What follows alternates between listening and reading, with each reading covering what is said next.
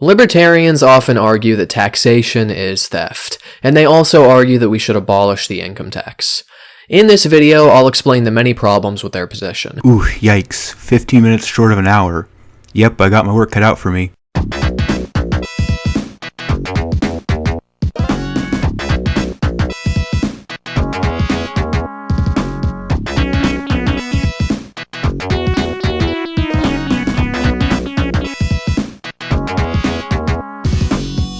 And here are some of the key points that I make.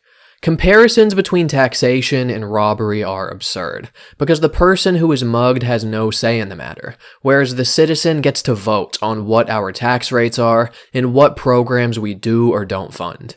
Tax revenue is also used to benefit the person who is taxed, whereas the robbery victim gets nothing out of the transaction, except a couple of stab wounds if he's lucky.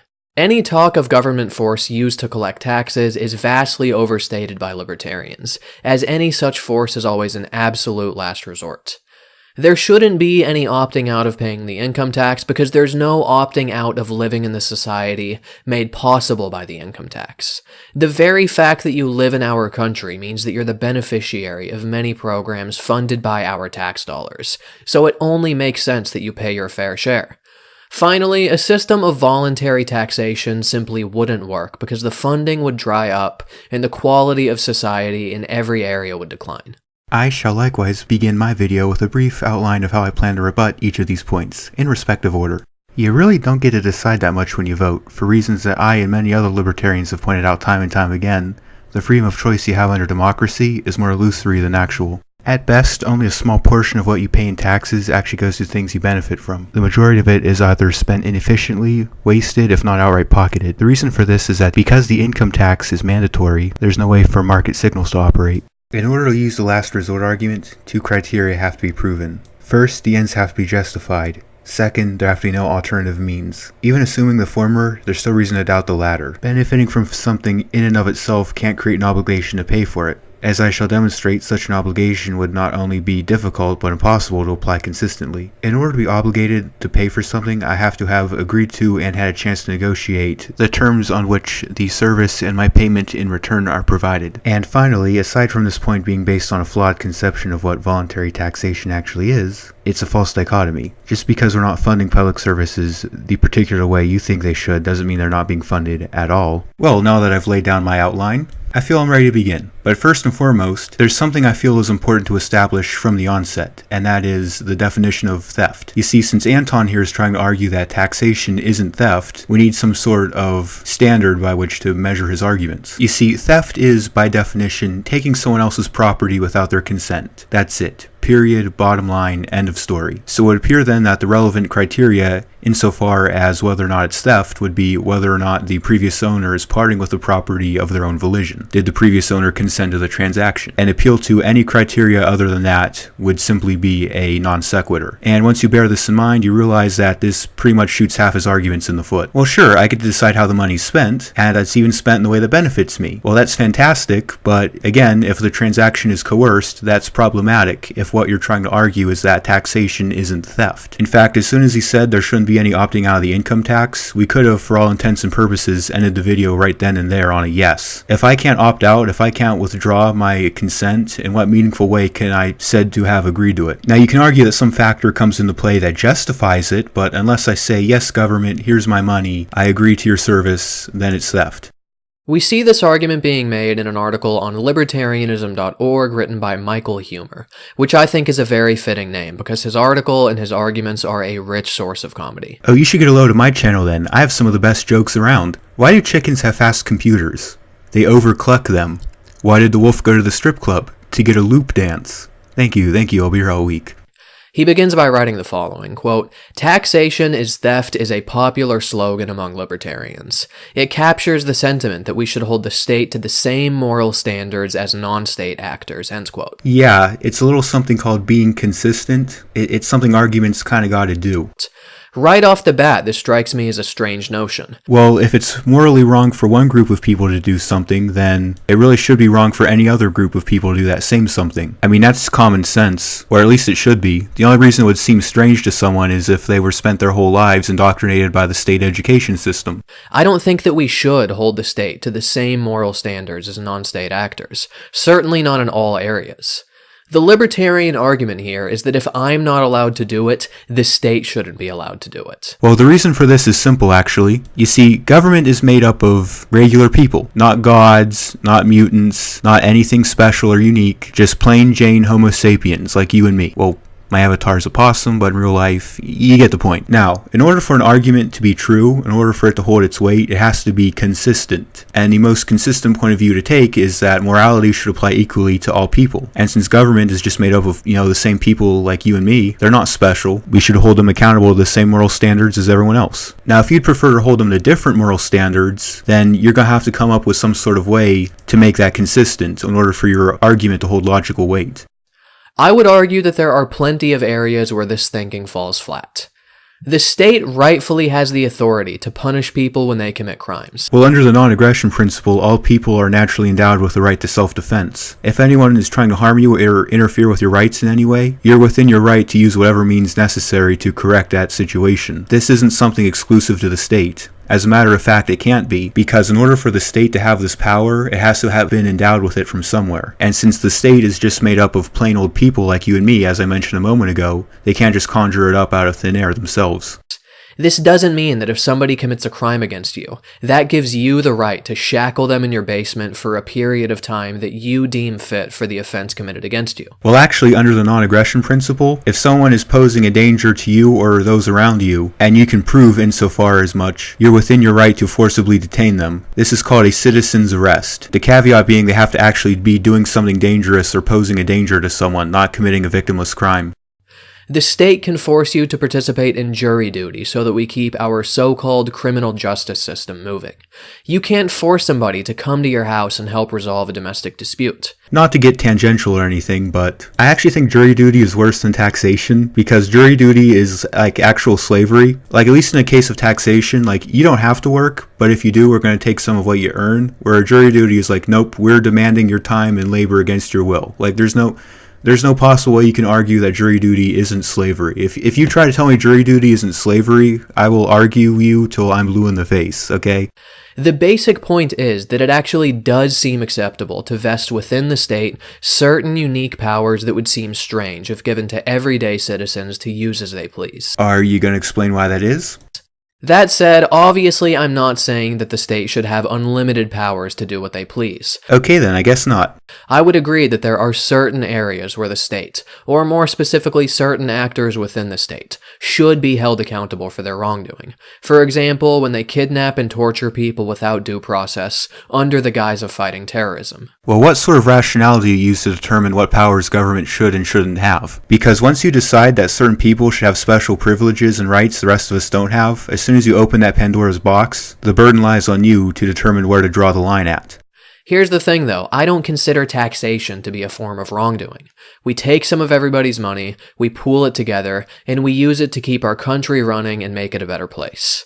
To put it bluntly, I think our system of taxation is a good thing. And you know what? Good for you. If you think this taxation system that we have now is great, you can keep participating in it. All we're asking for is the ability to opt out. Or to put it another way, I don't see why you liking it gives you any sort of right to impose it onto other people against their will. Not a bad thing.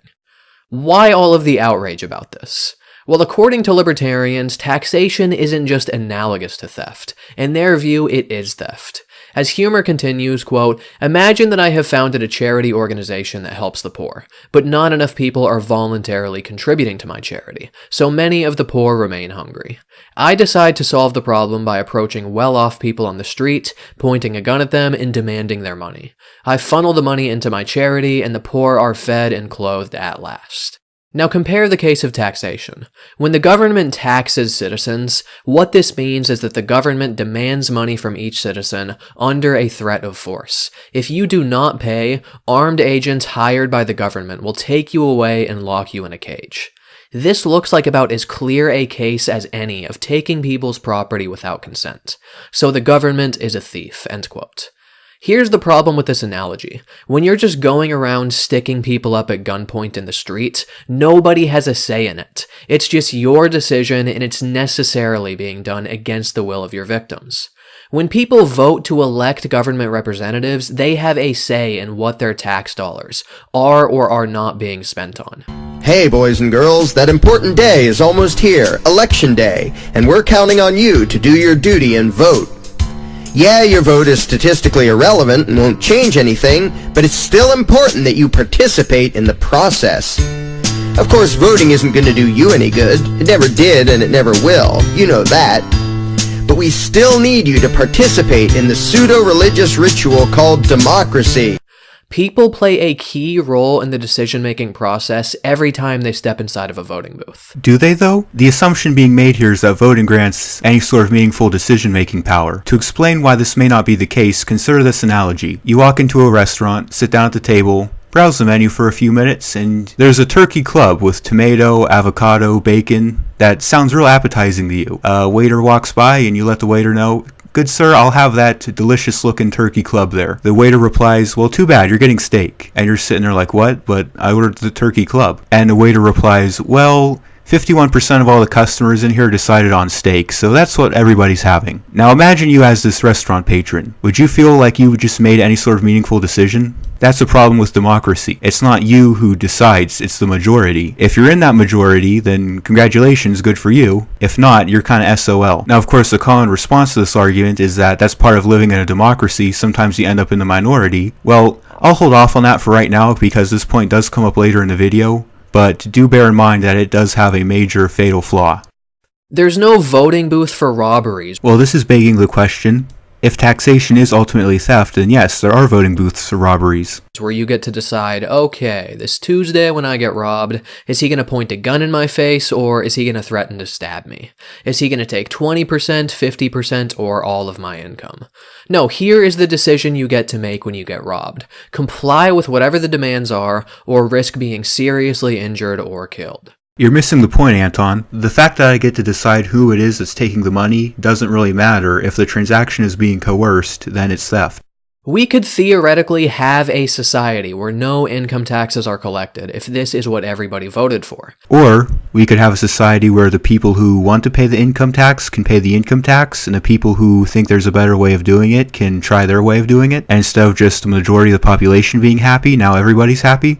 The reason we don't have such a system isn't because we're all immoral monsters who support theft. It's not because we've drank one too many cups of Big Brother's Kool-Aid on the subject and can't think for ourselves. It's because your libertarian vision of a society is a shitty vision. Really? Can you explain to me what exactly it is that's shitty about a society where all interactions between people are voluntary and you're free to do as you please so long as you're not hurting anybody? Or how about this? We don't advocate for the initiation of violence against innocent people, so if that makes us shitty, I'm not sure what that makes your ideology.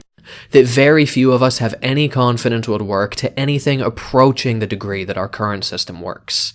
You're crying theft when really what you should be crying is we're not convincing enough. And I find this ironic coming from libertarians, because they tend to be the strongest proponents of the pull yourselves up by your bootstraps mentality. I thought you guys were all about personal responsibility. Why are you whining and playing the victim here? Instead of the evil state and its mindless supporters being out to get you, maybe you guys just aren't selling a very convincing product in the marketplace of ideas. This marketplace of ideas argument would work if the burden was on me to justify keeping my money. By definition of the concept of property, the burden of justification is on the person taking, not the person keeping. Imagine that I walk into a garage and I try to take a kid's bicycle. The kid sees me and asks, "Why are you taking my bike?" To which I respond, "Well, why should you get to keep it?" The kid, as well as any other sane person in that scenario, would be looking at me as if I had 3 heads. Why? Because it's the kid's goddamn bike. Now sure, maybe the kid can come up with a very convincing argument. Maybe someone is robbing me, and I can come up with a convincing argument to convince them not to rob from me. And if I'm convincing enough, they may even decide not to rob me. But most people, most sane people at least, would agree that that burden shouldn't be on me. Humer compares government taxation to robbing people on the streets at gunpoint, and comparisons like this are a staple in the libertarian community. Here's another problem with these analogies. The money that you're paying in taxes is being used to maintain and improve the society around you, and this is something that you and everybody else will benefit from. It would be a very strange kind of robbery where somebody holds you up at gunpoint, demands only 20% of the money that you have, and then comes to your house the next day and spends that money improving your life. I agree, that would in fact be a very strange form of robbery. However, unless I consented to the transaction, then it's still a form of robbery.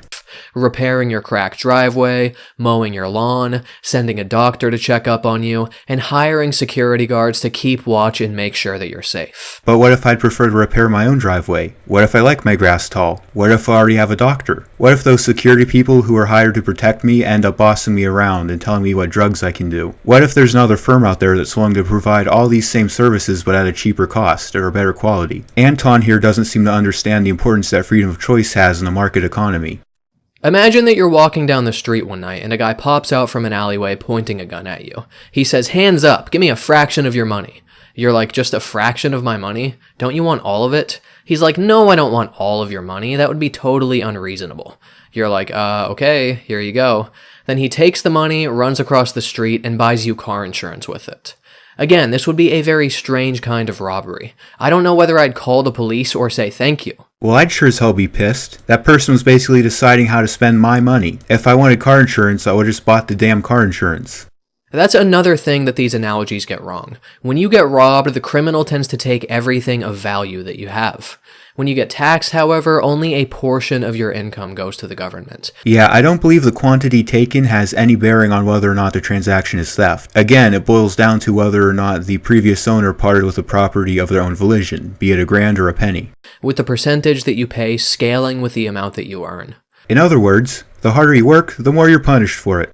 And if I'm supportive of paying taxes to fund these government programs, if I sign off on this system every time I cast my ballot, what am I doing? Stealing from myself? No, actually you're stealing from everyone who doesn't want to pay for it. You see, the way the current system works is that it's not just the people who voted for something that get that tax increase, it's everybody. So you're piggybacking off the people who voted against it.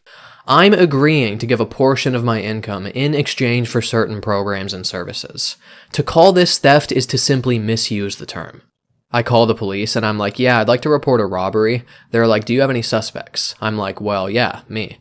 I went to the store, gave them money in exchange for some things, and that means I basically stole from myself. So I'd like to turn myself in because I deserve to be locked up."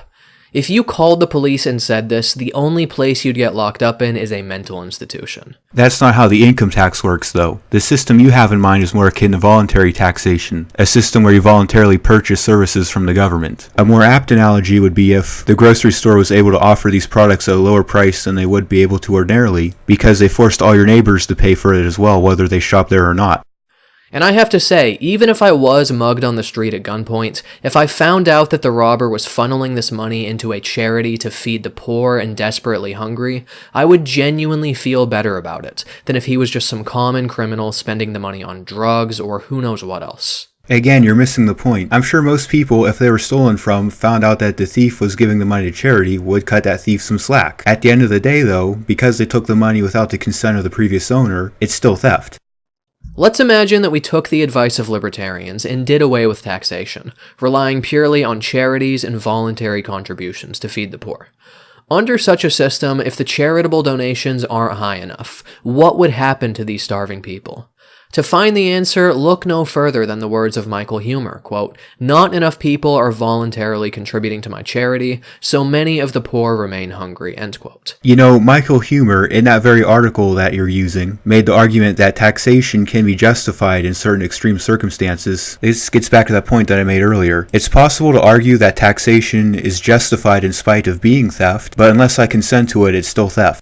If there's no turning to taxation, what would we do in this situation? What is the libertarian solution to a situation where people are on the brink of starving to death, and they're not receiving the volunteer support necessary to feed them? The same libertarian solution to every other problem: innovation. You see, the nice thing about the free market and capitalism is that you're not bound to using any one particular solution. If one solution doesn't work, you can try different ones. For example, let's suppose that charity isn't producing enough money to support all the poor people. Well, we could provide a good or service and use the profit from that to help the poor. We could do stuff like co-op farms and hydroponics to try and make food cheaper, more available, possibly even free. There are ways to solve these problems without violating people's rights. You just have to use your imagination. How about those lazy bums just get a job and stop relying on government handouts? Yes, people should take personal initiative to improve their circumstances. But what if there are no jobs available? Because your precious regulations make it more difficult or expensive to hire people? Or what if they suffered an on-the-job injury because workplace regulations were slashed in your libertarian paradise? I doubt that would happen, since unions typically do a better job of protecting workers' rights than government regulations. I mean, how many big companies have made an anti-government propaganda video? What if they're incapable of working to support themselves? You ever hear the expression, you give an inch, they take a mile? I think what you'll find is that in situations where people are entitled free shit because they can't work, they'll stretch the definition of can't work. But thanks to free market innovation, we luckily live in an era where there's practically infinite ways of earning a living. Especially in the information technology sector, if someone is physically incapable of moving around that much, they can even work from their own home. And the volunteer support just isn't there to feed them. Here is the libertarian approach to humanitarian aid. If they can't work and charity isn't enough, fuck them. Let them starve.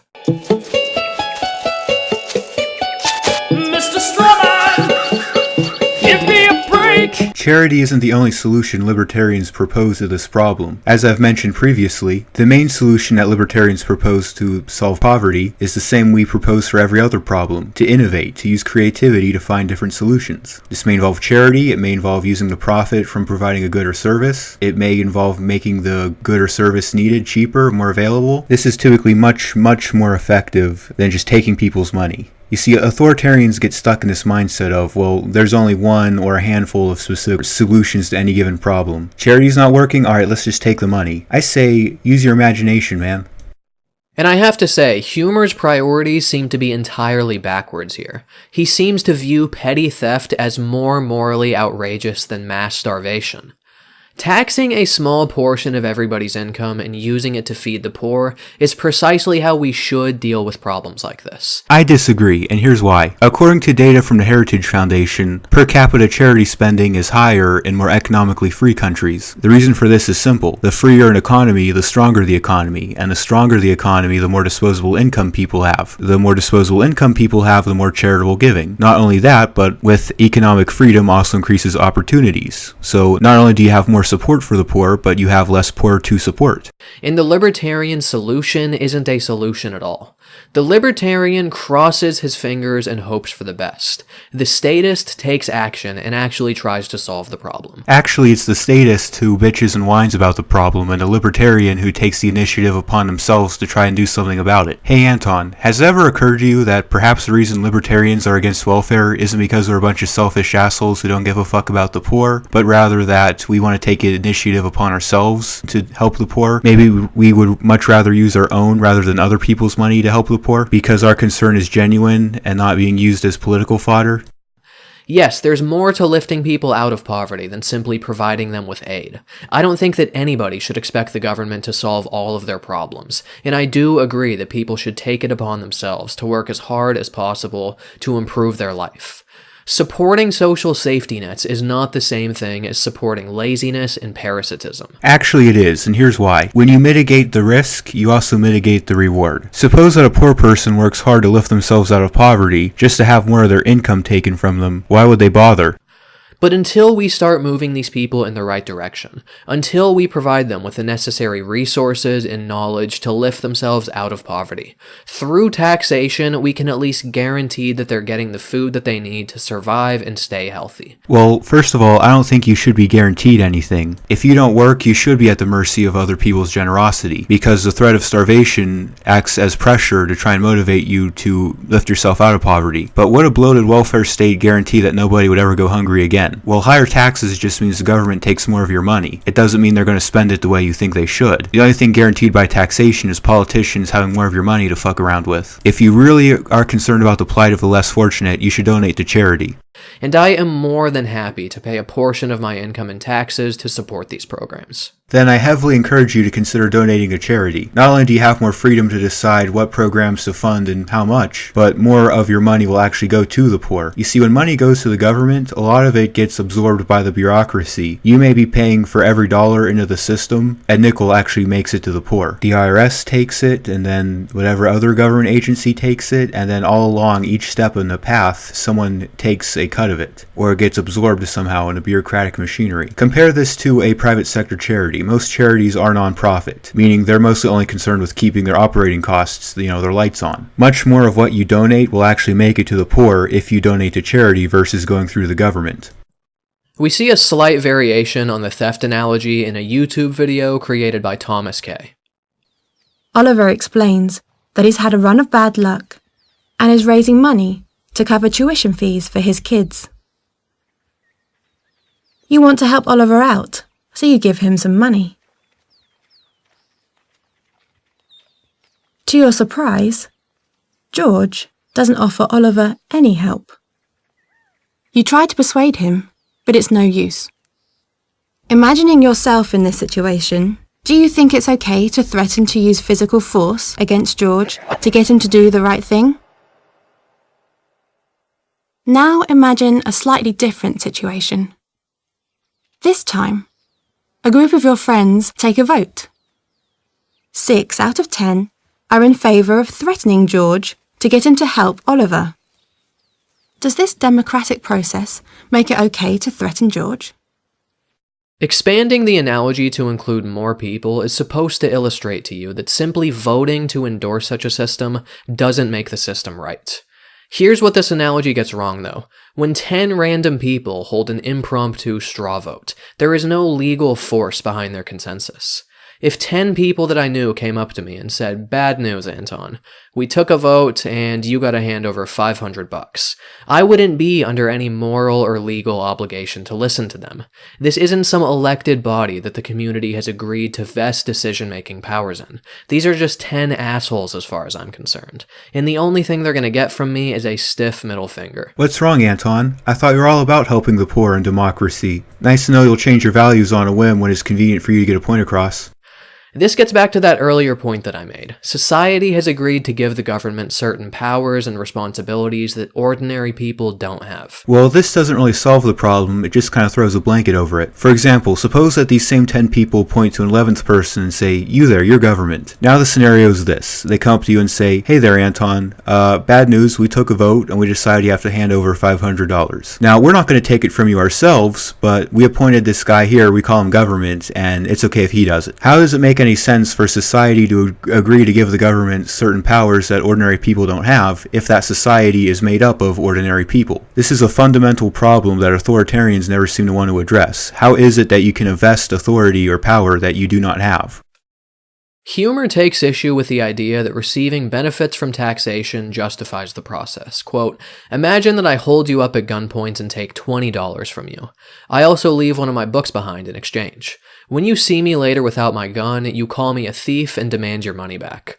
Oh no, I say, I am no thief, for I gave you something valuable in exchange. True, you never asked for the book, but it's a good book, worth much more than $20. This reply on my part would be confused. It doesn't matter that I gave you a good in exchange, and it doesn't matter whether the book is really worth more than $20. What matters is that I took your money without your consent. The lesson: taking people's property without consent is theft, even if you also benefit them, and even if you help them obtain that same property." End quote. Libertarians can't seem to take 5 steps without creating some oversimplified analogy that doesn't capture the reality of what's taking place. Yeah, coming from the guy who's made 5 of them thus far. Quote, "What matters is that I took your money without your consent." End quote. This is what he keeps getting wrong. It is not without our consent. The way our representative democracy works is that whatever happens, at least in principle, happens with our consent, or at least with the consent of the majority. Libertarians, more than anybody, tend to have a serious hard-on for our founding documents. Actually, a lot of us are critical of them. We feel their protections don't go far enough. So let me quote the Declaration of Independence on this point, quote, "Governments are instituted among men, deriving their just powers from the consent of the governed," end quote. Yeah, constitutions can say whatever they want, but that doesn't mean the government will follow them. Soviet Russia, Nazi Germany, Mao's China, North Korea, guess what? All have constitutions. Taxation is a process that takes place with the consent of the governed. Humer's entire argument hinges upon this being done without our consent, when precisely the opposite is the case. Libertarians don't seem to understand the basic nature of the very government that they're critiquing. And you don't seem to understand the very nature of the consent you're invoking. Consent of the collective or the majority doesn't override consent of the individual. Now, of course, as a result of political corruption, the will of the people is often ignored in favor of the demands of corporations and the wealthiest Americans. Yeah, this is something I don't understand about authoritarians. Like, they acknowledge that government is prone to corruption, but at the same time trust it to solve all our problems. But if we were to reform our campaign finance system, this would no longer be a problem, and tax dollars would be spent on whatever the people want it to be spent on. Authoritarians act like political corruption will just magically go away if we only pass the right reforms. Well, I got news for you. You're not the only one who's thought of these reforms. I mean, political corruption is by no means a new problem, and it's not like people haven't thought of these reforms before. None of them seem to want to consider the truth that political corruption might have something to do with the nature of the state itself, and that a simple reform isn't enough to make it go away. Basically, because you're forced to do business with the state whether you want to or not, there's little incentive for them not to be corrupt. And you can come up with all the reforms you want, but at the end of the day, that problem isn't going to go away. That's a fundamental problem with the state.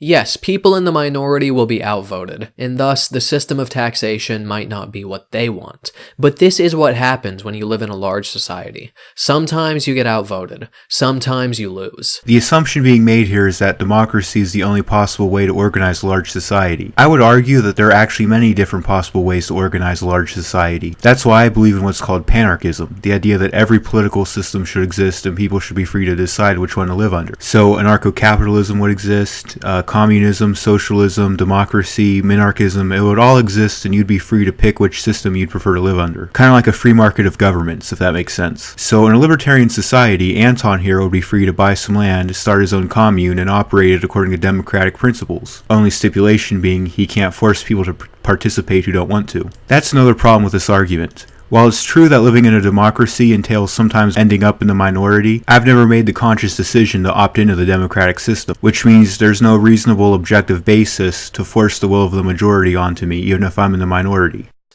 Whenever you hear a libertarian say, taxes are collected without our consent, translate that in your head to taxes are collected without my consent. Alright, so a guy's in court for rape and the judge asks, did that woman consent to have sex with you? To which the gentleman replies, well, no, Your Honor, but 51% of her neighbors did. Would this work as a defense? Well, no, because that's not how consent works. When did you become the lead decision maker for our country? Well, I make no such claim, good sir. I believe people should be free to live their lives as they please, so long as they're not hurting anybody. You, on the other hand, seem rather confident in what systems and what ways of doing things everybody should have to follow, so I'll pose that same question to you. You're just one guy making crappy arguments on the internet. Just because this is what you want doesn't mean that this is what everybody else wants, or that this is what we should or are going to do. So one person's opinion on how something ought to be done is arbitrary. So how does it make any sense then to say that 51% of arbitrary opinions suddenly become non-arbitrary? In a democratic system, not everybody can get what they want. Living in a large modern society necessarily entails compromise and political loss for some percentage of people. I'll agree that it is impossible to make everybody happy and not everybody can have things their way. Living in a society does entail compromise. The difference between you and libertarians is how we approach that compromise. You see, instead of just letting certain people run roughshod over everyone else and just have things their way, what we propose is a system based on cooperation and negotiation. This is what happens in the free market. In the free market, where all interactions are voluntary, both people win in every transaction. Otherwise, the transaction wouldn't take place. You see, in a large complex society, there's a lot of individuals with unique needs and demands. And the best way to fully satisfy each of those needs and demands is through a system that's flexible, where each individual is free to negotiate the terms on which they do business. This is why I feel the free market is preferable to a democratic-based system of taxation. And I should reiterate that if everybody opposed the income tax, we would vote for people that would get rid of the income tax and the programs that are funded by it. The fact that these programs continue to exist is largely the result of genuine popular support for these programs. Is it though? Because remember, the results of any election are imposed on you whether or not you agree to participate in the system. This means that people are motivated to make decisions that may not be in their best interest if it means avoiding a worse alternative. Consider the example of someone who's kidnapped and forced to eat either a bowl of toenails or a bowl of dog shit. The person opts to eat toenails. Is this because the person likes eating toenails? Well, no, it's because they hate it less than eating dog shit. So it may not be the case that the public generally wants these programs. It may be that the other option was less desirable to them. You gotta vote to keep up the illusion that the people are in control. You gotta vote for one of two narcissistic megalomaniacs with no soul. If the income tax was truly the outrageous crime that libertarians make it out to be, politicians that oppose the income tax would be swept into office. That's assuming a candidate who's against the income tax runs. This reveals another problem with democracy. Sure, you get to decide, but the state gets to decide your options. The choices you get to make are limited within what the state decides. And this is problematic given that the whole goal of democracy is to limit government authority. You gotta vote, so when they rob you blind, they can say it was with your consent. You gotta vote so that when they lie, cheat and steal, you think it's you they represent. Despite the fact that his analogy has nothing to do with reality, Oh, well, we can fix that rather easily. Just say 51% of his neighbors thumbs upped it. Or perhaps the only reason they did so was because the only other option was people being held up at gunpoint to pay for dog shit. how would you feel in this situation? I can say that if a robber forced me to give him $20, yet he gave me a book in exchange, I would feel strangely better about this than if I was just robbed and got nothing out of it. I'm constantly going out of my way to buy new books anyway, so if anything, this robber is just expediting the process. At the very least, it would give me an interesting story to tell. And if it really is a good book, I'll probably read the fucking thing. He gets $20, I get a bunch of new knowledge. It's a win-win as far as I'm concerned. Leave it to a libertarian to make an analogy where receiving a new book that they can learn from is a bad thing.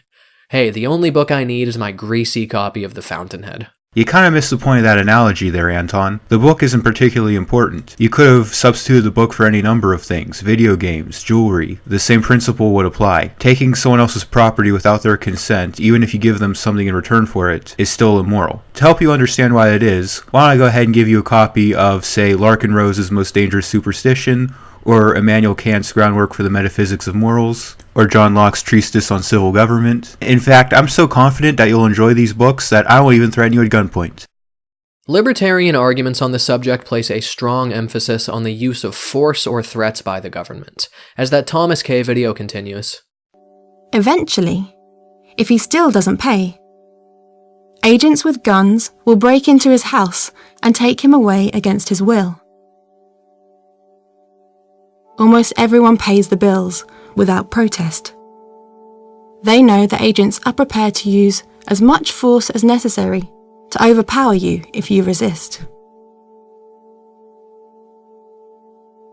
Do you think it's acceptable for the agents to threaten violence against George if he doesn't give his money towards helping Oliver's family? Well, given that this isn't the Paleolithic era, then yeah, let's try and find civilized, non-violent ways to solve problems. If we approve of state programs that redistribute wealth, we must also approve of threats of violence made against peaceful individuals, because this is how the funds are collected. They make the point that if you approve of the system, you approve of, quote, threats of violence being made against peaceful individuals, end quote. Who is threatening violence here? That doesn't sound like standard IRS protocol to me. Nobody is saying if you don't pay your taxes, we should get goons from the Italian mafia to kick you around and beat you to a bloody pulp. And needless to say, this isn't how it works under our current system. Well, let's think about it for a minute. What exactly is it that happens if you don't pay your taxes? Well, the very first thing that happens is you get a letter from the IRS explaining in very watered down and sugar-coated terms, pay up or else. If you continue to refuse to pay, they send agents to your house with guns, and they say, your ass is coming with us. And if you defend yourself against them, as you would have the right to do against any private sector kidnapper, you're beaten to a bloody pulp. So yeah, it kind of is how it works in our current system. They just put a few extra steps in between to try and shadow it. I get a letter in the mail from the IRS, and I'm like, fuck, I forgot to pay my taxes on time. Alright, let's see what we got here. Dear Mr. Anton Dybel, as of May 2018, you have an outstanding tax balance of $608.29. If you fail to make your payment within the 30-day grace period, I'm gonna send my boy Vinny down there, and he's gonna break your friggin' kneecaps, capiche? Thank you for your cooperation and understanding, the Internal Revenue Service. Well, of course they're not going to be direct about it. If you walk out to your mailbox and got a letter saying that we're going to send an armed thug to your house to kidnap you from your home and family and subject you to physical and mental abuse, of course people will be up in arms and resisting that. They sugarcoat and put extra steps in between precisely because they want to fool people out of realizing the violence. Yes, it is against the law to not pay your taxes, but you're given opportunity after opportunity to make your payments before you end up going to jail. Threatening people with violence in order to get money from them is immoral, regardless of how many opportunities you give them to pay before you initiate the violence. And when police officers finally come to arrest you for tax evasion, they're just going to put you in handcuffs and walk you over to their police car. Well, you see, Your Honor, I didn't kidnap her. I put her in handcuffs and walked her to my car against her will. Not totally different. And when I took her back to our house and had sex with her, it wasn't rape, because everyone in our gangbang, we took a vote, and we democratically decided to consent for her to have sex with us. And she socially contracted to it by lounging on her front yard in a bikini. It's not like they're going to tackle you to the ground and beat you with their batons when they do this. Unless you're a black person, of course. Then all bets are off and you're on your own. Where does the violence come into the equation? Specifically explain to me at what point you get violently attacked by agents of the state for not paying your taxes. You just did. You said that if I don't pay taxes, an armed agent of the state is going to come to my house and they're going to, against my will, force me in handcuffs and abscond me. By forcing me to go with them against my will, it's an act of aggression. And since I didn't agree to pay the debt I'm being arrested for, there's no moral basis to legitimize it. It would be an absolute last resort. The only way you would be treated violently would be if you were the one who violently resisted your arrest. And this is something they concede in their video when they say that, quote, agents are prepared to use as much force as necessary to overpower you if you resist, end quote. The violence that you're met with during your arrest for tax evasion will be directly proportional to your degree of violent resistance. In this case, any such violence would be legitimate self-defense, seeing as I never agreed to the debt I'm being arrested for. And by the way, if you're conceding that an arrest is a type of situation that may escalate into violence, wouldn't it make sense to only save arrests for situations where it's absolutely necessary and deal with tax evasion in a more peaceful way, like, say, lowering the credit score? Here's another example of this mistaken libertarian notion of government force being used, from a paper published by Chris Tame writing in the UK, quote, every month at least 1/3 of your income is taken from you forcibly, without your consent, end quote. Really? Income taxes are taken from me forcibly? I don't recall anybody from the IRS wrestling me to the ground and kicking me in the ribs before collecting my taxes last year. Well, the force isn't direct, it's implied. Yeah, there isn't someone from the IRS who goes around just beating the shit out of people and taking their money. It's a threat. It's saying if you don't pay, then force will be used against you. And whether you're directly forcing money from people or indirectly threatening that force, the morality is all the same. What a bunch of drama queens these libertarians are. Yeah, you're only having the income you work hard to earn threatened from you violently, at risk of being kidnapped into a cage from your family and home, and subject to severe mental and physical abuse. Quit being such a pussy. They make it seem like every time you pay your taxes, you're doing so at gunpoint in a dark, dirty, concrete room while surrounded by a bunch of laughing, sinister, jackbooted thugs wearing all black. Well, again, you're not literally paying taxes at gunpoint. The gun is a metaphor. It's implied. If you don't pay, there's a gun that comes into play at some point in the process. When you defend yourself from the thugs they send to your house, which you legitimately have the right to do since you never agreed to the debt you're being forced to pay, what's pointed at you? A gun. I don't know what it is with this weirdly semi-sexual fantasy of theirs, where they constantly talk about being manhandled by muscular, mustachioed men with guns that lock them in a cage and punish them for being naughty. All that's missing from this picture is a bright red ball gag. Well, we advocate for peaceful coexistence and voluntary cooperation. It's the authoritarians who advocate for the initiation of force and violence to solve every little goddamn problem. Wouldn't they be the ones with a sexual fetish for violence, and therefore be in need of the bright red ball gag? And libertarians love to use this term agents of the state. It's so spooky and menacing. It reminds me of the Matrix. The agents are gonna come and get ya. Maybe that's ultimately what the Matrix was trying to convey to us, a message of tax evasion. Libertarians watch the Matrix and they're like, yes, I am the one. Yeah, the one that needs to pull his head out of his ass.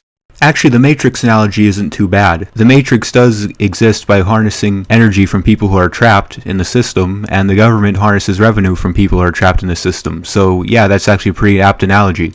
When they say agents of the state, here is what they ultimately mean. Police officers. That's all they're talking about when they use this term. Well, the thing is, the bloated bureaucracy is so big and has all these agencies and departments, you could be having to deal with any number of different kinds of thugs, like the FBI, CIA, ATF. So we use the term agents of the state, not just to mean police officers, but simply mean any thug that does the state's bidding. What if other people did something like this and gave themselves super intimidating job titles? You meet a guy and he's like, I am an exterminator of species. You're like, Jesus Christ, man, what does that even mean? He's like, I spray for termites. I am the one that burns corpses. You do what? What? I run a cremation business. You got a problem with that? You know, the funny thing is authoritarians tend to do the same thing but in the opposite direction. Oh, it's not a kidnapping, it's an arrest. Oh, it's not theft, it's wealth redistribution. Oh, it's not slavery, it's a subpoena. Chris says that income taxes are taken without my consent. Speak for yourself, dude. I'm fine with this system. Broadly speaking, the way it works is that a percentage of my income is taxed and spent to maintain the country and make it a better place. For me and everybody else. That is a good fucking deal if you ask me. How about you speak for yourself? You like the income tax? You think it's a fair deal? Fine, knock yourself out, but just let those of us who would prefer to opt out or try something else, try something else. And personally, I think you get a better deal from the free market, because the free market can maintain our country, make it a better place, and give you more freedom of choice to boot. And again, if we all truly were as opposed to the income tax as you pretend that we are, we would vote libertarian, which we don't because we're not. Another problem with democracy is based on what's known as the ad populum fallacy, which is basically assuming that an idea is good just because it's popular or a lot of people like it. There's a lot of examples of ideas that were popular but weren't really right, such as the flat earth, geocentric model, genocide, and slavery. So even if it were true that democracy worked like a well-oiled machine and that stuff happened actually because it's popular, this still wouldn't necessarily give merit to the system. Many libertarians express extreme outrage at the idea of being thrown in jail for tax evasion. What? No, you're telling me people don't want to be thrown in jail for not paying debt they never agreed to? You don't say. A great example of this is former Libertarian presidential candidate Darryl Perry hanging up on Sam Seder during a debate of theirs. So in other words, if I decide I don't like your agency killing people in the Middle East, I will not fund that. What should happen to me? well, I mean, I think if you don't pay your taxes to our government, they'll ultimately put you in jail. No, I'm asking you, Sam, what do you think should happen? Not what does happen, because we know what does happen. What do you think? I want you to say it. I want you to say that I belong in jail because I don't pay taxes. If you don't pay taxes to the U.S. government, ultimately, I think you belong in jail. Thank you for saying that, Sam. You're a horrible, despicable person. Well, I agree. If you think I should be locked into a cage simply for not spending my money the way you think I should, well then, fuck you, you're kind of a dick. Although I would have approached it differently. I would have probably gotten Socratic on Mr. Seder. Like, I probably would have asked him, do you think there's probably a less violent way to accomplish the same end? Or do you think Visa or Chase should be able to lock people up for not paying their debt? Or why middleman through government? Why not directly just force people to pay for shit they don't want to? Thank you for having me on your show. Daryl? Daryl? I love that libertarians think that this is some sort of incredible and shameful concession to squeeze out of a person. Well, yeah, kind of. I mean, what were you expecting us to say? Oh, you think I should be locked into a cage if I don't spend my money the way you think I should? Well, gee, how generous of you. Thank you so much. I appreciate that kind gesture. Yeah, if you continually refuse to pay your taxes, I think you should go to jail. Hey man, that's not cool. Well, I don't. I'd say cut off their access to government services and lower their credit score. I mean, geez, dude. You can quote me on that. Posted on your obscure libertarian forum that gets like 9 visitors per week. And by that same token, if you think that I belong in jail just because I'm not spending my money the way you think I should, then I think you're an asshole. You can quote me on that. Go bitch about it on your lefty Tumblr blog among your fellow basement dwellers.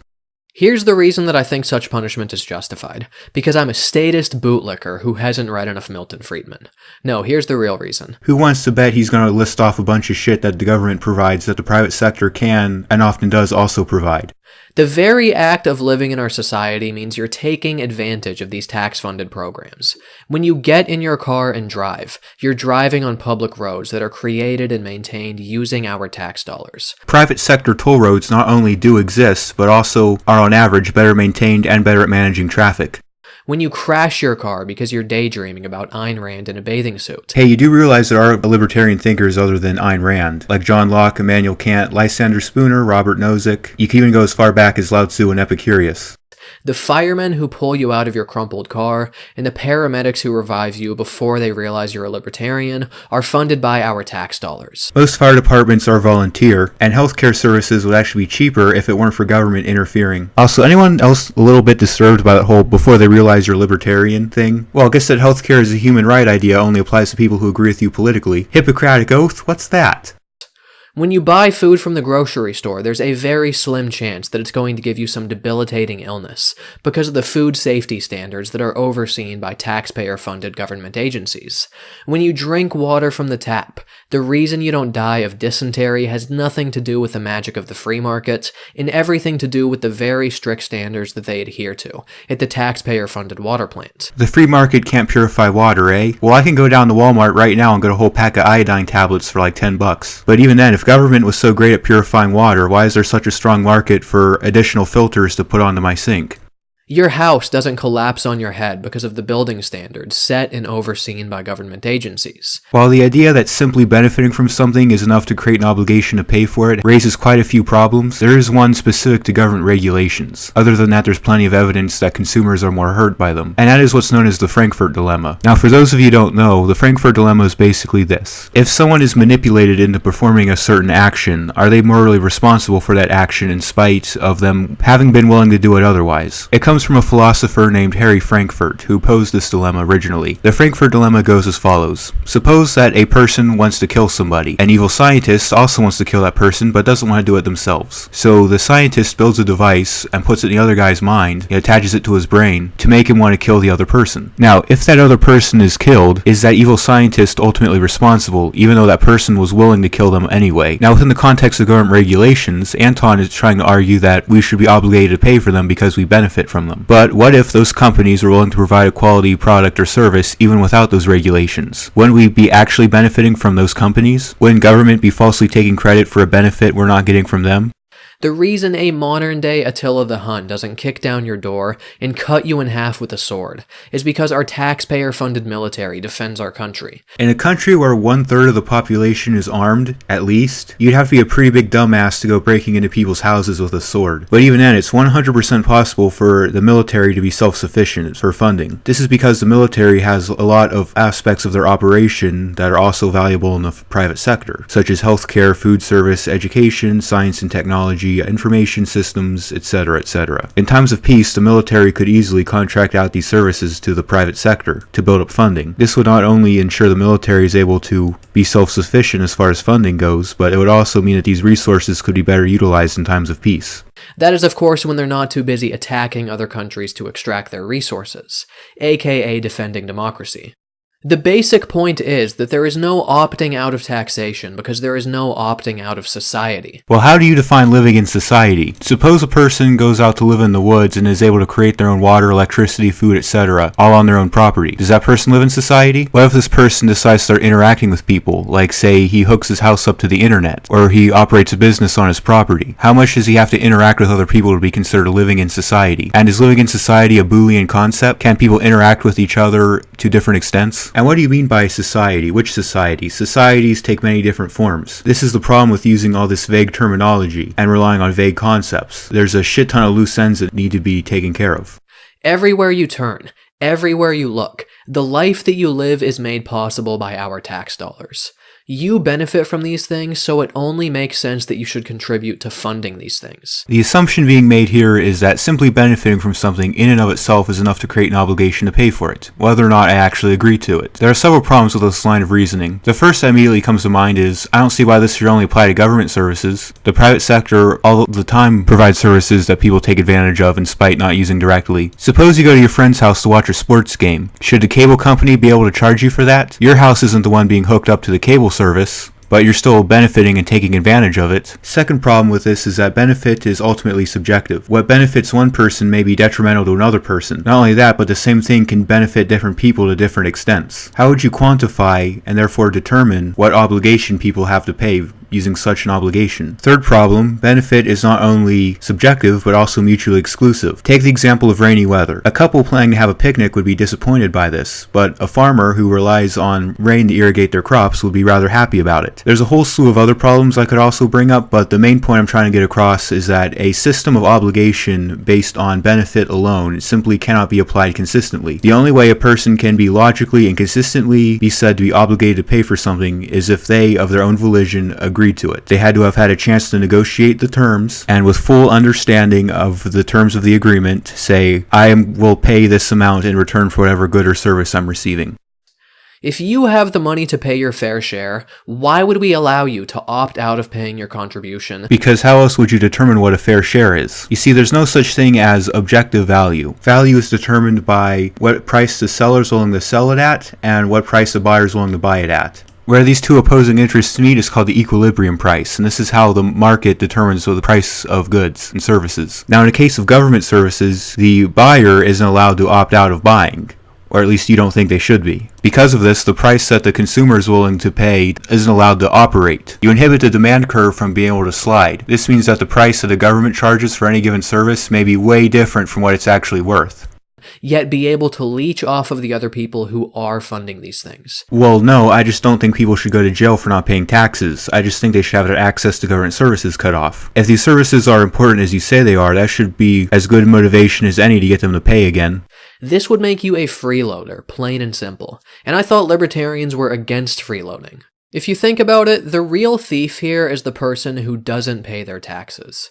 By failing to do so, they're stealing the benefits of the programs and resources funded by their fellow citizens. Well, here's the problem with that, Anton. Under our current system, your obligation to pay is based on how much you earn, not what government services you use. This means that people who earn less but use more government services can piggyback off of the people who earn more and use less. So if we need taxation to prevent freeloading, why would it make any sense to have a system designed where it enables freeloading?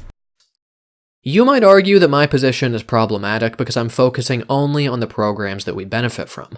What about programs that cause direct harm? Couldn't we have some sort of a system where we opt out of funding these programs?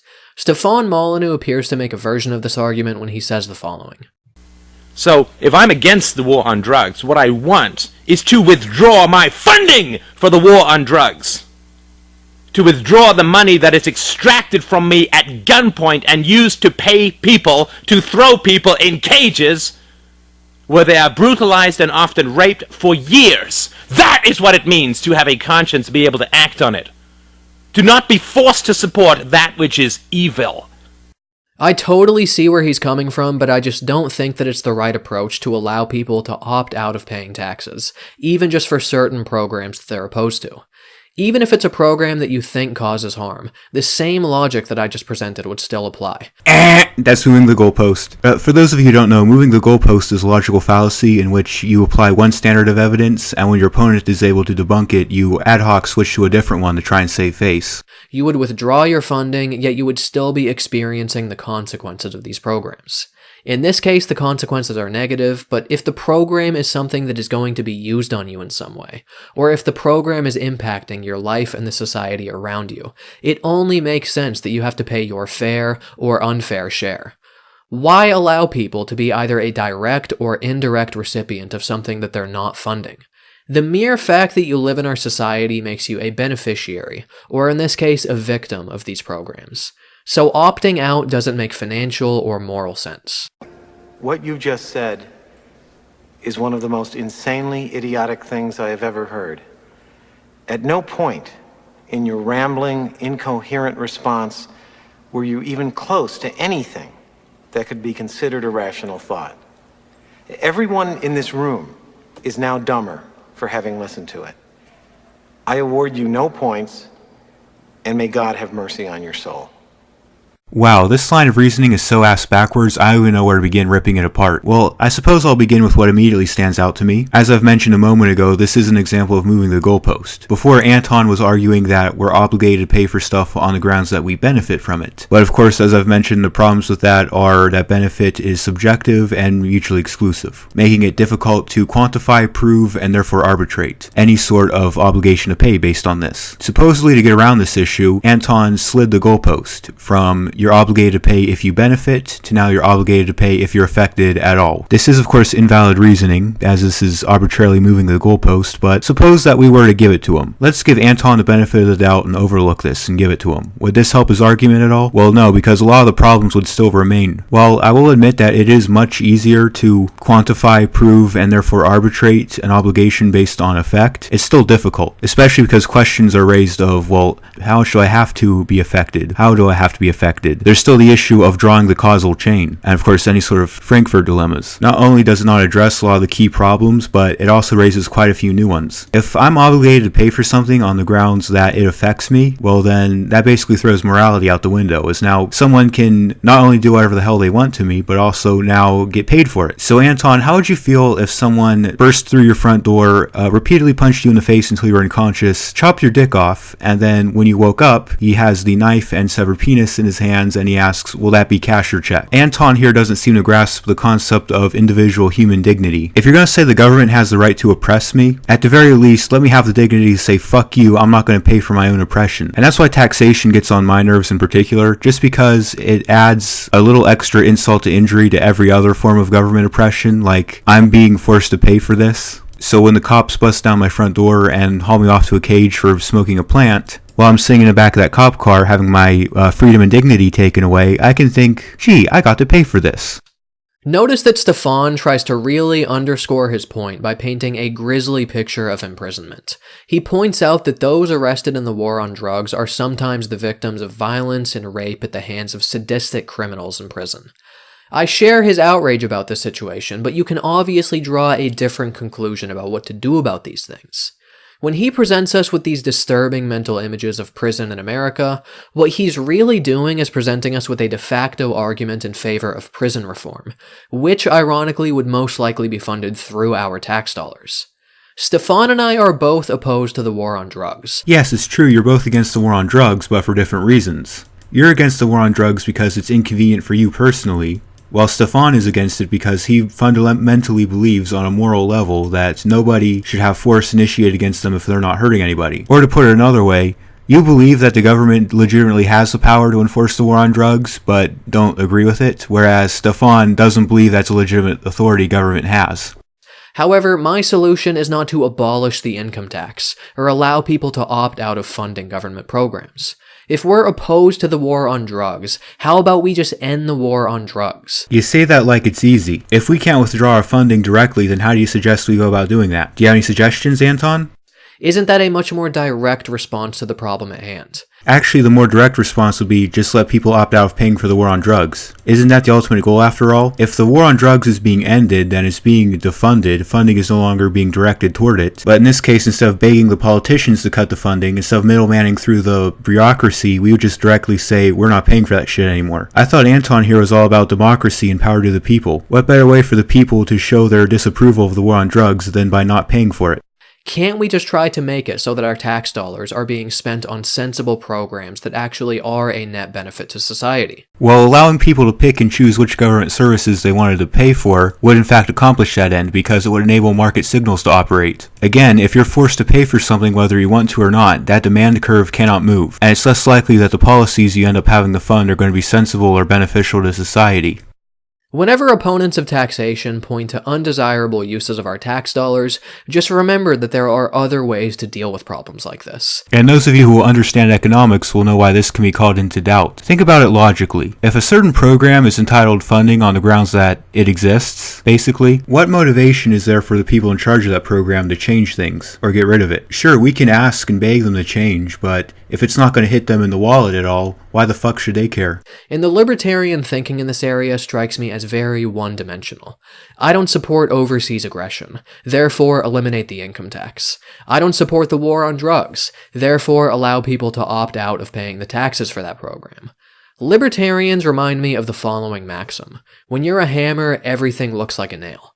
My recommendation to them is don't be a tool. This is the hardest home I've ever had to sell, but here you go, Mr. Joel. Here are the keys to your new glass house. Thanks. You know, I didn't want to buy this, but you really wore me down. Just don't throw any stones. So here's another problem with the idea of you're obligated to pay for something if you benefit or are affected by it. If I'm in charge of the IRS or whomever collects that funding, I want to try and collect as much money as possible. So I'm going to try and actively find situations where people benefit or affect from something that the government does, however marginally small, if at all. So that's something you should consider before you go accusing people of the whole hammer nails bias thing. I don't support some of the wars that our country has waged, so let's get rid of the income tax. Doesn't that strike you as a very extreme response? Imagine by analogy that you're redecorating your home. If you're anything like me, it's probably covered with posters of dinosaurs and outer space. Money well spent. You have a look around and you're like, you know what, I don't actually like this coffee table, so I guess I'll just burn the entire house down. Yeah, that sounds reasonable. No, if you don't like the coffee table, how about you just get rid of the coffee table? Several problems with this analogy. It's not like the coffee table is actually causing harm to the rest of the house. Also, nobody's forcing you against your will to pay for or use any specific coffee table. And just because you use a certain coffee table doesn't mean your neighbor also has to use that coffee table. The analogy used is more apt to describe what we want. A system where you can pay for the government services that you want, but not pay for the ones you don't want. And don't you guys think it's a little hypocritical here of Anton to accuse libertarians of being too black and white in their thinking, when all the concepts he supports, such as mandatory taxation and democracy, operate on that very way, and that libertarian ideas of freedom of choice actually embody a less Boolean and more spectrum-based view of life? Another libertarian named Steve Kerbel argued in a debate against Sam Seder that taxation is theft, and that mandatory taxation should be replaced with voluntary funding of government programs. I think he recognizes that in the current world, taxation is a necessary evil until it can be replaced by something that's not so evil. What would it be replaced by? Well, it would be nice to have some sort of a voluntary way of doing things. I mean, let's say you look at the incremental approach. Look, the federal government. I mean, I'm not going to get into the well, no, the but fact explain that, this. Explain this. Okay. Hold on for 1 second. Just explain Sure. this notion of voluntary. So people would just decide whether or not they're going to fund government. Well, I think that what it is, you know, ultimately that would be nice. You know, I know that some people will participate, others will not. And in a perfect Who do you think world, would participate in that situation? somebody who believes that it's necessary, somebody who believes that what they're investing in is a necessary thing, and they believe that government's the best way to accomplish that thing. There's a comment on this video by Kevin Martin which says, quote, "Speaking of theft, someone stole his chin," ends quote. Hilarious. Kerbel says that, quote, "It would be nice to have some sort of voluntary way of doing this," end quote. Yeah, and it would also be nice if $1 million fell out of the sky and landed in my lap. That doesn't mean that it's going to happen. On second thought, if $1 million ever did fall out of the sky and land in your lap, it would probably have so much speed and force behind it that it would shatter your femur. And I'm sitting inside right now, so it would have to crash through my ceiling first. I'm like, great, I have $1 million now, but I've got a fucking hole in my roof that I need to fix, and I'm gonna have to spend the next 6 months in physical therapy so that I can walk again. Thanks, Magic Genie, you're a fucking lifesaver. He's like, hey, you know what, why don't you be a little more specific next time? I gave you exactly what you asked for. And do you have any idea how many favors I had to call in to make a briefcase of money fall out of the sky? No, you don't, because you're just an ungrateful little turd. I'm out of here. Do I get a wish from the Magic Genie too? Okay, Mr. Magic Genie, can I get a big old bottle of, I don't know, like Jaeger or Smirnoff? Because I just sat through 45 minutes of government ass-kissing and it kind of got to me. Enjoy your money, dick. Quote, "It would be nice to have some sort of voluntary way of doing this," end quote. Is this seriously the full extent to which this guy has thought out his ideas and planned out his system? Well, no, he did also have in mind who would pay for it and what some of the benefits of this type of system would be. Maybe you should stop cherry picking and use the full quotes, like he did with that Michael Huemer article. It would be nice if it ended up working out this way. How about some assurances? Well, we can't really make any assurances yet since such a system hasn't been tried yet, at least on a large scale. But there are examples of means by which the government obtains revenue voluntary that work, like the post office, toll roads, even vending machines outside government buildings. So while I may not be able to assure anything for the time being, given the examples of voluntary taxation that already work, I'd say it's worth a shot. You're asking us to make an extremely bold revision to the very structure of society and government. It's not really that bold when you think about it. I mean, most of us live our day-to-day lives interacting voluntarily with each other. If literally the rest of us can manage our day-to-day lives by interacting on a voluntary basis, I don't see why government can't either. And we're expected to get on board with this on the basis of you telling us that you hope something nice might happen? He said more than that, dude. Stop cherry picking. What if something nice doesn't happen? What if people are a bunch of selfish dicks and they don't send off their money to any government programs? Well, you did admit a moment ago that there are some government programs that do in fact hurt people, so perhaps they're not sending their money off to these programs specifically because they're not selfish dicks. I mean, just think about it. If everybody became a libertarian and we had the votes necessary to institute a system like this, how likely is it that uber-libertarians would voluntarily give their money to the government? Plenty of libertarians are open-minded toward government. If they can throw their hat in the ring in the free market and provide a quality service, I'm sure there'd be plenty of libertarians happy to pay for that government service. Have you ever heard a libertarian talk about government? They typically don't paint the most rosy and supportive picture. Yep, we libertarians just hate government. It has nothing to do with underlying principles or consistency or anything like that. We don't have any sort of non-aggression principle or anything. Nope, we just have this random, massive hate boner for government. So if there ever was the popular support to implement a system like this, there's almost a guarantee that government funding would dry up overnight. Gee, I sure hope these fervent opponents of giving money to the government will voluntarily give their money to the government. Right, I'm sure that's going to happen. Anton here doesn't seem to understand why exactly it is that libertarians are against taxation. It's not that we're against giving money to the government, we're against people who don't want to being forced to. I'll be the first to say, if the government can provide a quality service and compete in the free market, I will be more than happy to give them money for that service. These government programs would probably be so overwhelmed by the sheer influx of donations that they wouldn't even know what to do with all the money. Anton here seems to be equating voluntary taxation with donations. Not necessarily. You see, when we say the free market is voluntary, that doesn't mean I can just go into a store, grab whatever the fuck I want off the shelf, and then decide as I'm leaving whether or not to pay for it. It's not the payment, but the basis on which the service is provided that's voluntary. The way it currently works is that the government just kind of expects you to pay. They don't care what government services you use, if any at all, they just expect you to pay. Whereas what I and a lot of other libertarians have in mind is a system where you only pay for the government services that you use. For example, if you use roads, police, fire, you'd pay for that, but let's say you sent your kids to private school, you wouldn't have to pay for public education. Or if you got healthcare through your employer, you wouldn't have to pay for public healthcare. No, funding for these programs would drop off a cliff. Even if the population wasn't predominantly libertarians, which would have to be the case for such a system to become a reality. Well, not necessarily. You're still thinking in terms of democracy, the type where the majority get to run roughshod over the minority. Voluntary taxation is actually meant to be an alternative to that, where the majority can still have things their way, but the minority aren't forced to go along with it. This system has the advantage of working regardless of what the political leanings of society are. If there's a need for more government services, people will pay more into it. If there's a need for less, people will pay in less. Even if most people still supported most of these government programs, a lot of people are frankly greedy, short-sighted dicks who wouldn't be able to resist the prospect of having more money to spend buying a bunch of meaningless crap. Well, who made you the final arbiter of the value of all things? If these people are willing to spend money on it, it obviously has some sort of value to them. Or if you're less pessimistic than me, you might simply say that a lot of people are struggling to pay the bills and wouldn't pay any voluntary taxes purely so they can help themselves get by.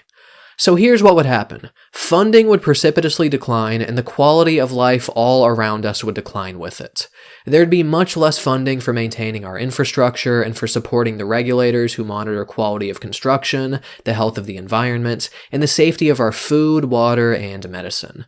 Libertarians talk about their ideal society as if it would be some sort of paradise, but when you think through what exactly it would be like, it seems to me like much more of a dystopia. Hey, Mr. Science, I like to hang space shit on my walls. Question: do you have any sort of empirical evidence to back up these claims of yours? Or are these just empty hypotheticals based on what you think would happen? Can you point to me an example of a society that's attempted to implement voluntary taxation going horribly wrong?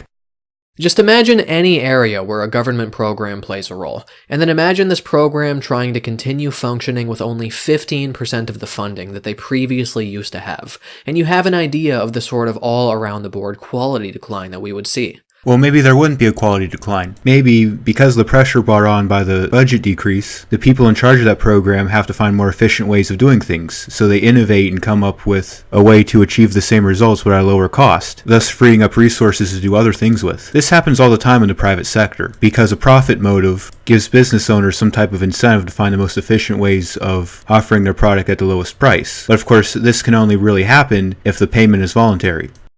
15%, of course, is just an estimate, and I see no way to determine what percentage of people would continue to pay their income taxes if it was entirely optional, but I think it's safe to say that only a small percentage would do this. Oh yeah, if things would truly get as bad as you say they would be, then obviously people would continue to pay their taxes. Even if we assume that this was correct, it's clear that a voluntary libertarian approach would be reactive rather than proactive. What I mean by this is that if the quality of life around us became completely unacceptable, only then might people be motivated to voluntarily fund government programs that would seek to address these problems.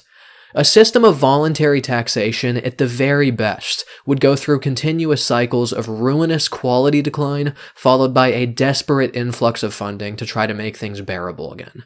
The best case scenario is that we'd be continually playing catch-up and just barely struggling to keep our heads above water. So Anton, can you explain to me then why it is that private sector companies usually do have extra slush funds or contingencies in place to deal with emergencies or bad problems that come up, even though they get all their funding voluntarily? A key benefit to mandatory taxation, speaking in simplified terms of course, is that there will be a reliable source of consistent funding. This allows us to prevent problems from occurring in the first place, or solve them very soon after they emerge, rather than only coming up with the funds when conditions become so miserable that nobody can tolerate it anymore. Actually, historically, government's been pretty slow to address problems or come up with new solutions. Most of the worst problems throughout history have been solved by the private sector. Now, of course, some libertarians would argue that privatization and free market competition would take the place of many of these government programs, and thus quality would not decline in the way that I say it would.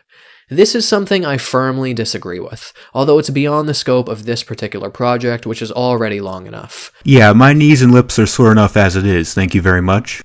So my response to this will have to wait for a future video, which you can support the production of by going to patreon.com/theskepticalhuman. I don't trust the free market to fund public services voluntarily. Hey there, free market, would you be willing to fund my public service voluntarily? I see another problem with this counter-argument, that people would continue to voluntarily fund government programs if conditions truly did decline. This argument severely underestimates human greed, short-sightedness, and the expectation that it's the responsibility of other people to solve a problem. So you believe that humans are naturally greedy and short-sighted, but at the same time you believe that some of those humans should have special powers and privileges none of the rest have. Are the people in government somehow special? Are they some kind of exception to this? Or is government run by some kind of race of magic wood elves? This brings to mind the notion of the tragedy of the commons. As John Grohol writes on PsychCentral.com, quote, "The tragedy of the commons is a term describing what can happen in groups when individuals act in their own best self-interests and ignore what's best for the whole group. A group of herdsmen shared a communal pasture, so the story goes, but some realized that if they increased their own herd, it would greatly benefit them. However, increasing your herd without regard to the resources available also brings unintentional tragedy, in the form of the destruction of the common grazing area." End quote. The funny thing is people often misinterpret the tragedy of the commons as an argument against property rights. It's actually an argument in favor of property rights. The only reason none of the farmers have to worry about the resources available is because the property is communal. Of course, in that scenario, they'll be incentivized to use as much of the resources as possible to the detriment of everyone else. Suppose, however, that the common land was partitioned into pieces and each farmer was entitled only to a specific piece. Now they do have to worry about the resources resources they consume, because if they overconsume their resources, they can't just go take other people's resources. The point of the tragedy of the commons is to illustrate that property rights are needed to encourage efficient resource consumption. This, I think, is similar to what would happen in a system with voluntary taxation. In the interest of maximizing their own personal gain, people would choose not to fund government programs. Once the quality of life around them begins to plummet as a result of this, it might be difficult to overcome this selfish impulse. On top of that, many people would likely justify their not paying taxes by saying things like, well, I'm just one person, so what impact will my measly tax dollars really make? If you believe that people are naturally greedy and only seek their own self-interest, then why not go along with a system that would actively harness that, which is capitalism? Furthermore, if you have these cynical views about human nature, why the fuck would you want to give certain people special power and privileges nobody else has? Also, if you believe that people won't pay taxes because they're too greedy or only seek their own self-interest, well, aren't these same people the ones who are voting for the tax laws? If people were as greedy and selfish as you believe they were, why wouldn't people be voting against tax laws and stuff like welfare? You said it yourself, the reason these programs are around is due to genuine popular support. This is why it is key to make taxation mandatory. You're no longer faced with the excuses the people make to not contribute to the public good. The money is there, everybody is funding it, and all of these small individual contributions pooled together can be used to move mountains. Not literally, of course. It's like, yeah, we got this new government program where we're going to take that mountain over there and move it over there. It's like, what's the point of that? It's a jobs program. Stop asking questions. This, of course, ignores all the drawbacks to making taxation mandatory. Mandatory taxation has to be backed up by force, or situations that you acknowledge can escalate to violence. Also, because people can't opt out of paying, there's no way for market signals to operate, which results in wasted resources. Sure, you can move mountains, but you'd save quite a bit of resources by just digging a tunnel instead.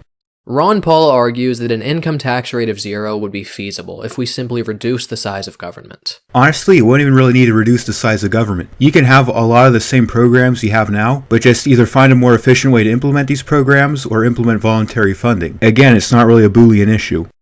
What do you think should be the proper income tax rate?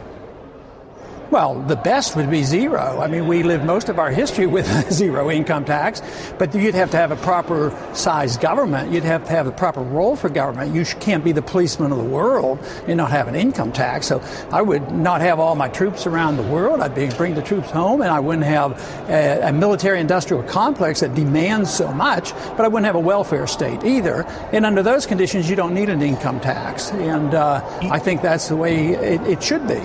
I do think he's correct that we should drastically reduce the size of our military, but he's just being silly when he says, quote, "We lived most of our history with 0 income tax," end quote. Yeah, that's true, and it was also a completely different world back then. There's a good chance that what worked in 1885 when Ron Paul was born won't work in 2018. Well, here's the nice thing about logic. It's eternal and unchanging. That's why libertarianism has an advantage compared to other political ideologies, because it's firmly based in logic. The logic behind the non-aggression principle and self-ownership, and the economic principles, which are the foundations of libertarian ideology, they're relevant back then and they're still relevant. And it wasn't just a different world back then. Things haven't just changed since then. They've improved according to virtually every single metric. Yes, government intervention isn't solely responsible for this, but it certainly is one of the main causes. Government intervention has largely actually impeded this growth and development. All regulations really do is just raise the cost of doing business. And a lot of the problems that people credit government with fixing were actually largely fixed by the private sector. For example, free market innovation is what ended child labor. Workplace safety regulations, environmental protections. Unless you like being crushed to death by heavy machinery or dying from lead poisoning, things like this make our country a better place. Do they, though? I mean, most of the developments in both worker rights and environmentalism have largely happened because of the private sector. In fact, if anything, government regulations actually impeded both of these. Government regulations make it harder for unions to organize, and don't even get me started on all the environmental damage the government has done. Ron Paul talks about eliminating the welfare state. This means getting rid of healthcare, housing, and nutritional assistance for people that are poor and needy. Well, no, it just means that those things will largely come from charity instead. But if you want to argue that government programs are necessary to provide these things, well, as I just mentioned previously, it is 100% possible for the government to provide services to the public on a voluntary basis and just use the profit from that to help the poor. And you'll recall from earlier what the libertarian solution is to these problems. Leave it up to charities, and if charities aren't good enough, their fucking problem, not mine. Well, I mean, it's not my problem. And I'm not saying that to be mean or anything, I'm saying it as a fact. If someone else is starving to death, well, that's their problem. Now, just because it's not my problem doesn't mean I'm unwilling to help. But if charity isn't enough, well, our solution isn't to just let them die. That's your straw man solution. Our solution is to innovate and use the free market. Perhaps you'll remember this moment from one of the 2012 GOP presidential debates where Ron Paul was asked how his system would deal with the person in need of serious medical care. Let me ask you this hypothetical question. A healthy 30-year-old young man has a good job, makes a good living, but decides, you know what, I'm not going to spend $200 or $300 a month for health insurance because I'm healthy, I don't need it. But, you know, something terrible happens, all of a sudden he needs it.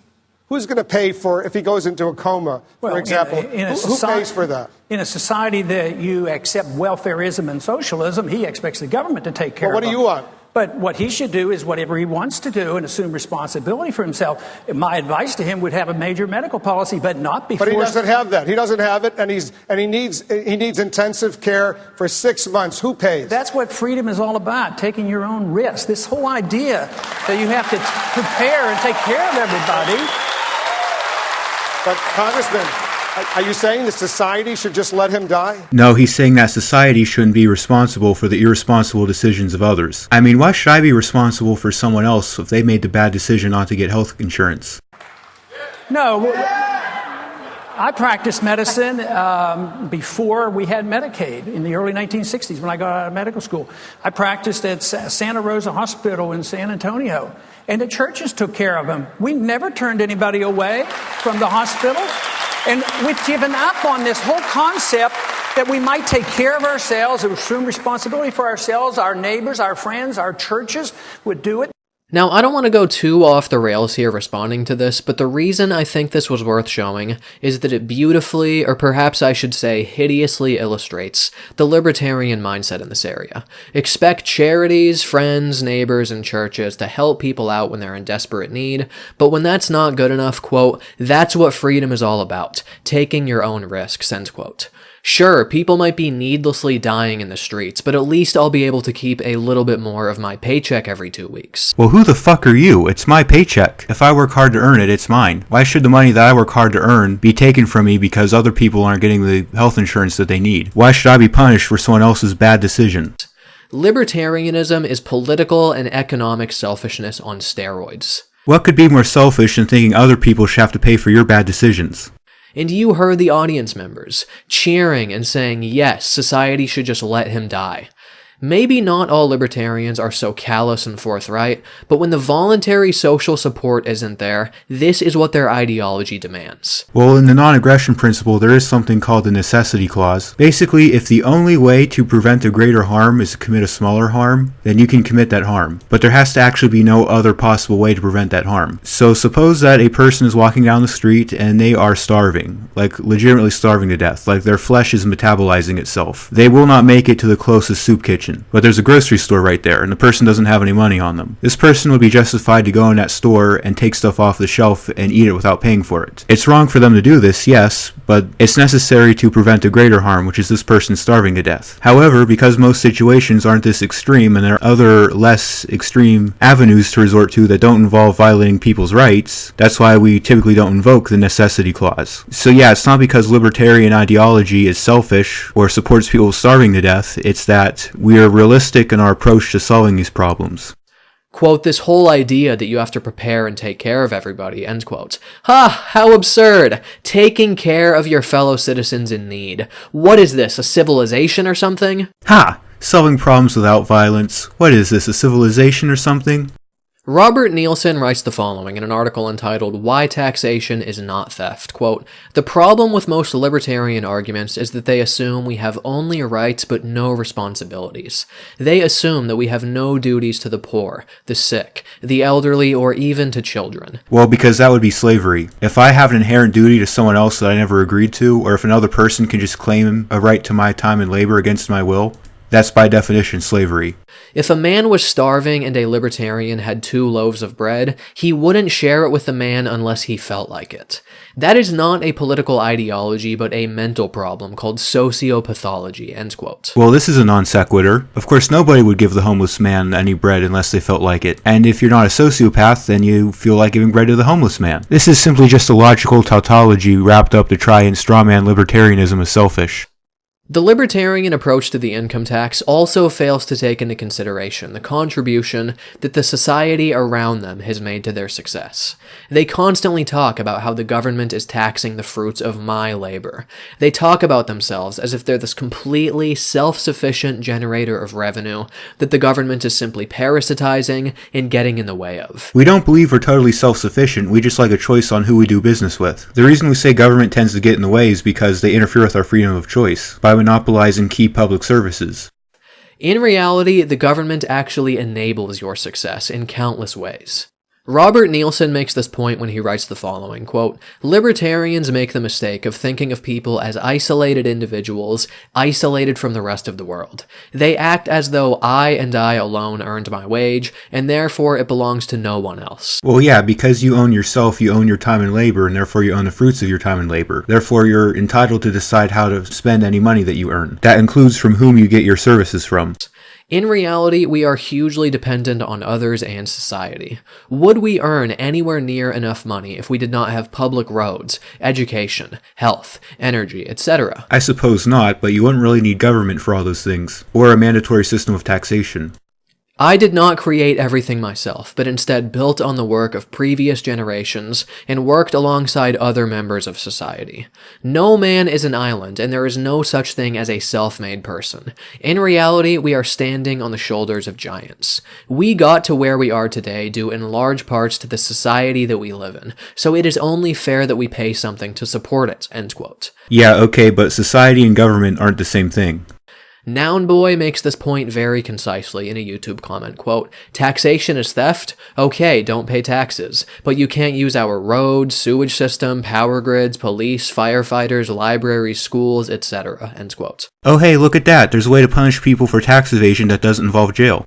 The hard-working libertarian drives to work on public roads. His computer is hooked up to the power grid. He can focus on his work because he's not battling cholera thanks to water treatment plants. He doesn't have to spend all day fighting away enemy forces, thanks to our police and military. He can spend more time working because he doesn't have to personally handle sewage and trash disposal. The list goes on and on. Yeah, but all of these things can be provided by the private sector as well. In fact, in a lot of cases they are. Even the government contracts out for the private sector to get these services provided. If anything, we'd just be cutting out the middleman and paying them directly.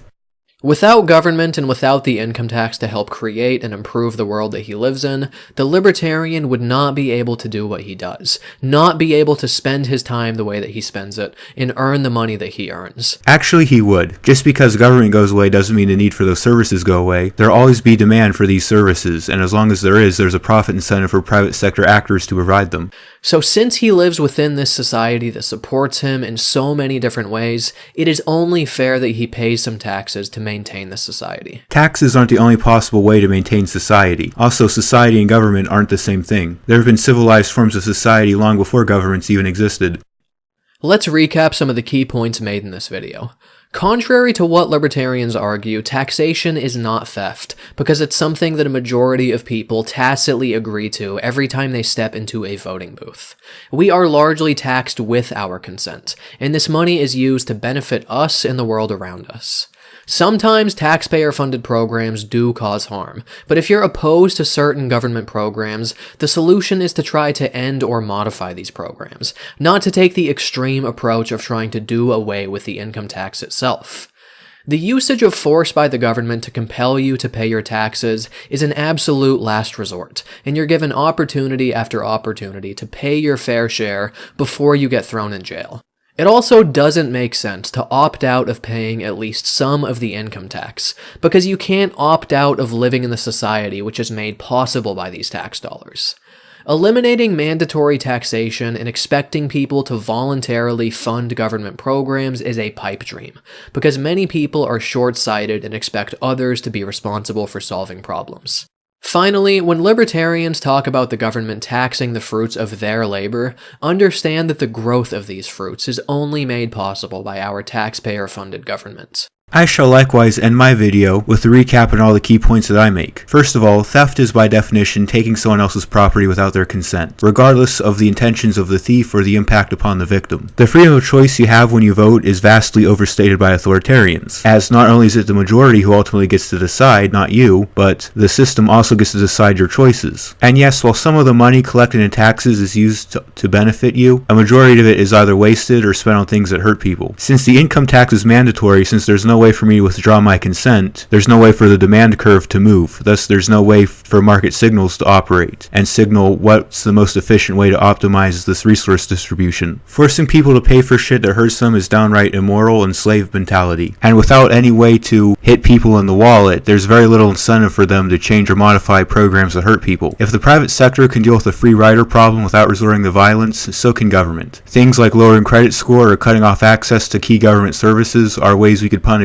tax evaders without throwing them in jail. Voluntary taxation isn't the same thing as donations. It simply means only charging people for what government services they use. You can't delegate authority you don't have, which is why it makes no sense to say that society can agree to give the government special powers. And finally, if you believe that people are naturally selfish and only take their own considerations to heart, then why the fuck in God's good name would you want to give some of them special powers over everybody else? And on that note, I shall conclude this response. Phew, that was a long son of a bitch. Yeah, my main problem with this video is inconsistency. I know that's generally a problem with authoritarian viewpoints, but this video in particular just reeks of inconsistency. For example, the entire first half of the video he was trying to argue that taxation isn't theft because we have a choice in the matter. Then in the second half of the video he's arguing that a system that would enable just that wouldn't work. And there's other small minor inconsistencies too, such as people are selfish and short-sighted but should still be allowed to run government, or that people can delegate authority to government in spite of not having that authority. Aside from the inconsistencies, some other problems are the constant equivocation of government and society. I must reiterate this, but they're not the same thing. In fact, they're somewhat antithetical. Society is based on voluntary cooperation, and government is based on force and violence. Also, Anton seems to use a big wide goalpost when it comes to government, but a rather narrow one when it comes to the private sector. Like, the private sector are all a bunch of evil bastards, so we can't let them decide how to spend their money, but the government is just these wonderful angels. They're so wonderful that we can make sure that they'll have their income guaranteed. And if they're doing shit that hurts us, well, instead of doing what most sane people would do and revoke their funding, we'll just ask them nicely to stop. Credit where credit's due though, Anton did do a good job of presenting his point of view. He was very clear and, when he was speaking. He used some interesting visuals. It was, at the very least, an interesting video to watch, even though I disagree with the message. So what did you guys think? Do you agree with Anton? What points do you agree with? What points do you disagree with? Feel free to discuss in the comments. And since I'm confident in the service I provide, I will not force you to pay me on Patreon, but I'd very much appreciate it if you would. That being said, until next time, this has been Opossum, making stupidity play dead. Have a good one.